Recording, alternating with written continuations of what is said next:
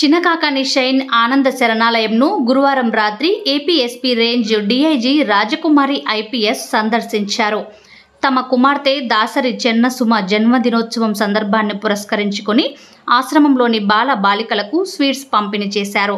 అనంతరం బాల బాలికలతో వారు ఎలా చదువుకుంటున్నారు, భవిష్యత్తులో వారు ఏమవుదాం అనుకుంటున్నారని అడిగి కాసేపు ముచ్చటించారు. అలానే పిల్లలకు ఆమె కొన్ని సూచనలు చేశారు.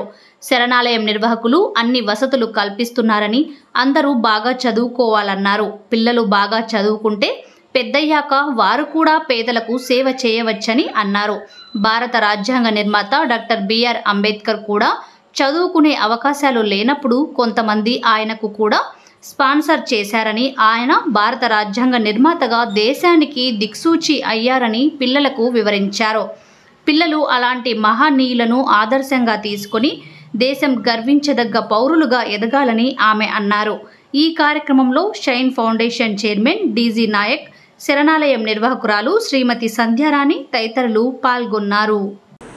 ఇవంతా వాళ్ళు కష్టపడి ఇవన్నీ ఫెసిలిటీస్ అన్నీ మీకు కల్పిస్తున్నారు కాబట్టి మీరు బాగా చదువుకోండి. బాగా చదువుకుంటే ఇప్పుడు సార్ వాళ్ళు ఎలా హెల్ప్ చేస్తున్నారు మీ అందరికీ, మీరు అలాగా పెద్ద అయిన తర్వాత చదువుకొని మీ కాళ్ళ మీద మీరు నిలబడి ఒక ఉద్యోగం చేసుకున్నారనుకో మీరు కూడా అందరికీ హెల్ప్ చేయవచ్చు. ఇలాగే ఎవరికైనా చదువుకోలేని వాళ్ళకి, పేదవాళ్ళకి సహాయం చేయాలనుకున్న వాళ్ళందరికీ సహాయం చేయవచ్చు. దేనికైనా ఏం కావాలి, ముందు చదువు కావాలి.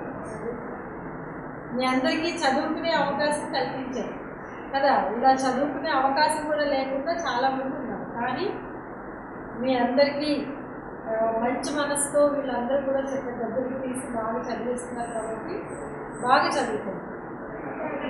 చదువుకునే టైంని అస్సలు వేస్ట్ చేయకూడదు. ఆడుకునే టైంలో ఆడుకోవాలి, చదువుకోవాలి.